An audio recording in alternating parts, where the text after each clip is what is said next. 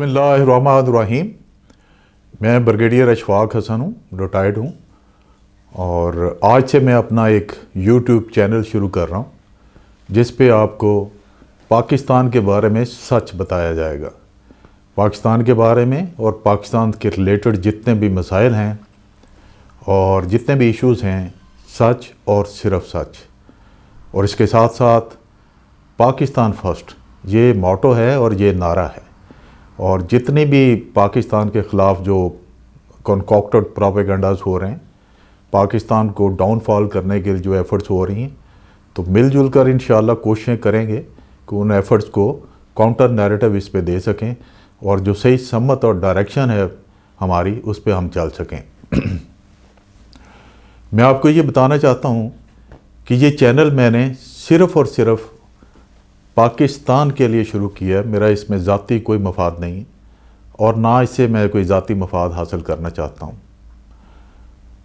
बहुत ही पाकिस्तान की जो एनवायरनमेंट पोल्यूट हो चुकी है और जिसमें fake news, propagated news, fabricated ख़बरें, इश्यूज़ और ख़ास तौर पर पाकिस्तान की जो सेंटर ऑफ ग्रेविटी है पाकिस्तान आर्मी, उसके ऊपर बहुत ज़ोर शोर से आजकल हमले हो रहे हैं और इसको टारगेट किया हुआ है। और टारगेट किया हुआ वो एक माफिया पूरे का पूरा आपस में मिला हुआ है जिसमें इंटरनेशनल इस्टेब्लिशमेंट भी है, हमारे अपने लोग भी हैं, मीडिया रिलेटेड जर्नलिस्ट हैं, मीडिया हाउसेस हैं, सिविल सोसाइटी के लोग हैं और हमारे पॉलिटिशियंस भी हैं। एक नेटवर्क बन गया है जो फ़ौज को गालियां दे रहे हैं, फ़ौज को बुरा बुला कह रहे हैं। फ़ौज अच्छा काम करे तो फिर भी गालियां दी जाती हैं, फ़ौज बुरा काम करे करती नहीं है अल्लाह के करम से, क्योंकि आप फ़ौज हैं, हम आपसे हैं, ना करे तो फिर भी गालियां दी जाती हैं, ताने दिए जाते हैं कि 71 की जंग हार गए, सरेंडर कर गए, वहाँ पे ताने दिए जाते हैं कि मरते हैं तो पैसे तो लेते हैं, तनख्वाह तो लेते हैं। इस तरह की बातें किसी सिविलाइज सोसाइटी में कोई नेशन, कोई सोसाइटी अपनी फ़ौज को नहीं कह सकती। मैं आज इस मौजू पे बात करना चाहता हूँ कि ये अचानक फ़ौज के ख़िलाफ़ क्यों ये फ़ज़ा पलूट की जा रही है, क्यों गालियाँ दी जा रही हैं, क्यों फ़ौज को बुरा भला कहा जा रहा है, क्यों एक नेटवर्क बन गया हुआ है पूरे का पूरा जो सुबह शाम इस काम पे लगा हुआ है। उसका मकसद क्या है और उस मकसद के पीछे कौन कौन से लोग हैं और उसको मकसद को इनको नाकाम बनाने के लिए हमने क्या करना है। सबसे पहले तो मैं आऊँगा कि गालियाँ क्यों दी जाती हैं, हमें क्या क्या कहा जाता है और किस तरह कहा जाता है।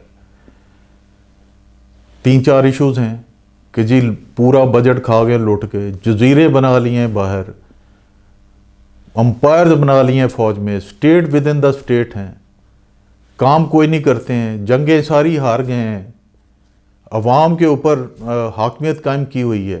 फ़ौज इज़ अ सब सर्वेंट टू द गवर्नमेंट और गवर्नमेंट जो भी आती है फ़ौज उसको सपोर्ट करती है। मेरा सिंपल सा सवाल है आप सब लोगों से कि इतनी कुर्बानियाँ देने के बावजूद इस फ़ौज को आप इसका मोराल डाउन करने पे लगे हुए, एक ख़ास तबका लगा हुआ है।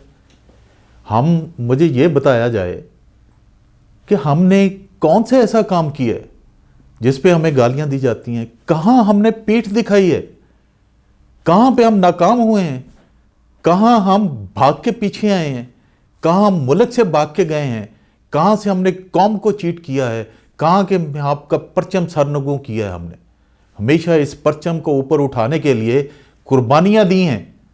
यंग नौजवानों ने कुर्बानियाँ दी हैं, 1-1 साल की सर्विस वालों ने कुर्बानियाँ दी हैं। अफसरों की तादाद बहुत ज़्यादा है इसमें और कुर्बानियाँ बढ़ती जा रही हैं। बजाय ये कि इस कुर्बानियों को रिकग्नाइज करने के उनको डिमोरलाइज किया जा रहा है। बड़े अफसोस की बात है। हमारी तरबियत जो एकेडमी में होती है वो 3 चीज़ों पे होती है: पाकिस्तान की अज़मत, पाकिस्तान की शान और पाकिस्तान की सरहदों की हिफाजत करना। अमानत में ख़यानत नहीं करना, ख़यानत नहीं करना और करप्शन नहीं करना, वतन के लिए मट मरना। ये 3 चीज़ों पे हमारी تربیت ہوتی ہے. اس تربیت کے بعد جب ہم اکیڈمی سے باہر نکلتے ہیں تو دماغ میں صرف یہ ہوتا ہے پاکستان کی خدمت کرنی ہے اور اپنی جان اس مٹی پہ قربان کرنی ہے، اور ساتھ ہم کہتے ہیں وطن کی مٹی گواہ رہنا. اور اس مٹی کو گواہ بنا کے آج تک ہم نشانیاں اور قربانیاں دیتے آئے ہیں اور دیتے جائیں گے. اس کے باوجود اتنی قربانیوں کے بعد جب پھر حملے ہوتے ہیں ہمارے اوپر، گالیاں پڑتی ہیں ہمیں، سیدھی گالیاں، ہماری فیملی کو گالیاں، ہمیں گالیاں، کوئی سوشل میڈیا پہ کوئی ایکٹیویٹی کریں اس کے جواب میں 100-200 لوگ گالیاں دیتے ہیں، کوئی ویسے بھی لاگ کریں اس کے اوپر گالیاں دیتے ہیں، بغیر کسی وجہ کے گالیاں دیتے ہیں. پھر ہمارے ذہنوں میں یہ سوال گونجتا ہے کہ جب ہم اپنے شہیدوں کی لاشیں اٹھاتے ہیں، اپنے ہاتھوں سے لاشیں میں نے اٹھائی ہوئی ہیں، ان کی کھلی ہوئی آنکھیں یہ سوال کرتی ہیں کیا جو خون میں نے اپنی اس دھرتی کے اوپر نچھاور کیا ہے، کیا اس خون کا یہ نیول بدل ہے کہ ہمیں گالیاں دی جائیں؟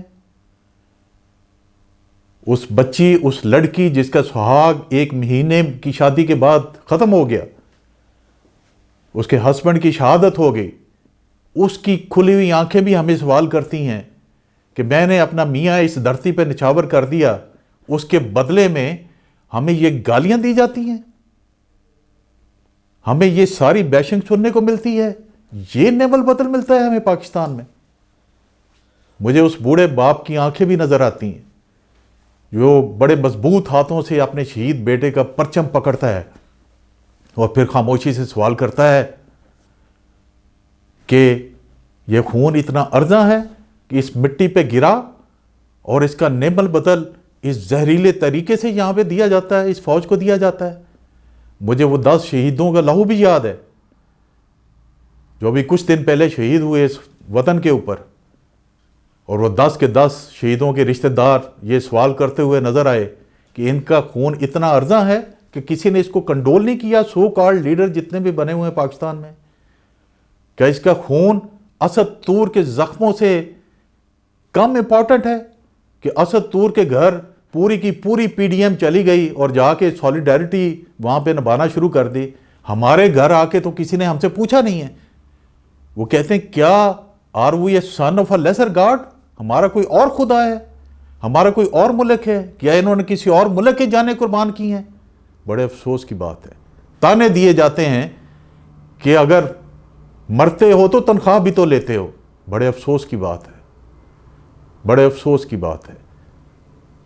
30,000 روپے کے لیے، 40,000 روپے کے لیے جان دینا کوئی آسان کام نہیں ہے. کوئی جان نہیں دے سکتا. یہ جان صرف جذبے سے دی جاتی ہے، اس ٹریننگ سے دی جاتی ہے جو اکیڈمی میں آپ کو دی جاتی ہے. مجھے اس 40,000 روپے کے اوپر جان دینے پہ یاد آتا ہے سیاچن کا وہ واقعہ.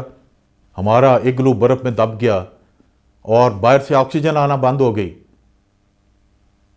اور آکسیجن نہ ہونے کی وجہ سے اندر سے ایک ہمارا جوان شہید بھی ہو گیا. ڈاکٹر جو وہاں پہ بیٹھا ہوتا اس سے میں نے پوچھا کہ ہمارا زندہ بچنے کی کتنے چانسز ہے؟ اس نے سر 20 منٹ کی آکسیجن ہوگی، اس کے بعد وی آل ول بی ڈیڈ. تو کمانڈر ہونے کے ناطے میں نے ان کو آرڈر دیا کہ اپنی وصیت لکھیں، وطن کی مٹی گواہ رہنا. ہم نے اس وصیت میں یہی لکھا تھا 100 زندگیاں ملیں گی تو اسی دھرتی پہ یہاں پہ قربان ہونے کے لیے آئیں گے. یہ ہوتا ہے جذبہ. 40,000 روپے میں کوئی یہ نہیں چاہتا کہ 100 دفعہ مر جائیں. مجھے وہ واقعہ بھی یاد ہے جب ٹیررسٹ کے خلاف آپریشن میں اپنی یونٹ کی کمانڈ کر رہا تھا، اور بہت سارے میرے ساتھی اس طرح ان حالات سے گزرے ہیں اور اسی طرح قربانیاں دیتے آئے ہیں کہ جب اینٹی ٹینک مائن پہ گاڑی چڑھی ہے اور میں 20 فٹ اوپر ہوا میں اچھلا ہوں، نیچے گرا ہوں، تو اس وقت ذہن میں یہ تھا کہ اللہ تعالیٰ نے شہادت دے دی ہے. تو میں انتظار کرنا شروع ہوا کہ جان کیسے نکلتی ہے. یہ تجربہ میں ابھی یہ فیل لوں کہ جان کیسے نکلتی ہے. 1 منٹ گزرا، جان نہیں نکلی. 1.5 منٹ گزرا، جان نہیں نکلی. اٹھ کے کھڑا ہو گیا. دائیں بائیں مٹی، یہ بارود کی بو پھیلی ہوئی تھی. اس وقت بھی ذہن میں یہ ارادہ کیا تھا کہ 100 زندگیاں ملیں گی تو ایسے ہی لڑیں گے، اس ملک کے لیے لڑیں گے، اس پاکستان سرزمین کے جھنڈے کے لیے لڑیں گے. پھر بھی گالیاں دیتے ہو ہمیں. اور کیا کریں؟ اس سے زیادہ کیا کریں؟ کتنی زندگیاں ارادے کریں کہ قربان کر دیں گے اس ملک پہ؟ بہت سارے میرے ساتھی، میرے جونیئر اس ملک پہ قربان ہو چکے ہیں. میں آپ کو دل سے بتاتا ہوں، ہمارے کوئی نفیریس ڈیزائن نہیں ہے، ہم کوئی غلط کام نہیں کر رہے. ہم اس ملک کی، اس وطن کی، اس پرچم کی حفاظت کر رہے ہیں. اس کی مٹی کو اپنا خون دے کے اس کی آبیاری کر رہے ہیں. خدا کا واسطہ اس فوج کو جو آپ کی عظمت ہے، جو دنیا جس کی عظمت کو سلام کرتی ہے، اس کو سلام نہ کریں، لیکن اس کو ذلیل نہ کریں. آپ یہ 40,000 تنخواہ، 50,000 تنخواہ میں جو آپ کہتے ہیں کہ تنخواہیں لیتے ہیں، مرتے بھی ہیں. آج تک کتنے لوگوں کے بچے اتنی تنخواہ لے کے مرنے کے لیے اس ملک کے لیے آئے ہیں؟ کیا نواز شریف زرداریوں، شریفوں، اچک زئیوں، قریشیوں، بخاریوں، زرداریوں، ان کے بچہ کوئی آیا آج تک ملک کے لیے شہید ہونے کے لیے؟ نہیں آیا، کیونکہ ان کو ملک سے پیار نہیں ہے. ان کو ملک سے پیار نہیں ہے، ان کو کسی اور چیز سے پیار ہے. اور وہ آپ لوگوں کو انسٹیگیٹ کرتے ہیں کہ اس فوج کے خلاف کھڑے ہو جائیں. صلاح الدین ایوبی نے کہا تھا، وہ قوم جو اپنی فوج سے علیحدہ ہو جائے اور جو فوج اپنی قوم سے علیحدہ ہو جائے وہ بہت جلد ڈوب جاتی ہے. پھر اس نے کہا تھا، اگر آپ نے کسی قوم ملک کو تباہ کرنا ہے تو اس کے اور اس کے عوام کے بیچ میں دراڑ پیدا کر دیں. یہ کام ہو رہا ہے، سمجھیے اس چیز کو، سمجھیے اس چیز کو، یہ کام ہو رہا ہے. اس کام کو ہم نے ختم کرنا ہے، کاؤنٹر کرنا ہے. یہ میرا پہلا ویلاگ ہے. میں اسی سے کنیکٹڈ 3 اور ویلاگ کروں گا. دوسرے ویلاگ میں میں آپ کو بتاؤں گا کہ فوج کو گالیاں دینے کا مقصد کیا ہے اور اس کے پیچھے کون لوگ ہیں، جو اسی پہلے ویلاگ کے ساتھ کنیکٹڈ ہوگا. تیسرے ویلاگ میں میں آپ کو بتاؤں گا کہ جو کہتے ہیں کہ فوج سارا بجٹ کھا گئی، اس کی حقیقت کیا ہے، کیا ملتا ہے فوج کو، اور فوج کیا کھاتی ہے، اس کے بدلے میں پے کیا کرتی ہے. اور چوتھا ویلاگ جو میں کروں گا وہ یہ جو 71 کے بارے میں ہمیں تانے دیے جاتے ہیں، اس کی حقیقت ذرا میں لے کے آؤں گا سامنے، اور اس میں اپنا نقطہ نظر پیش کروں گا.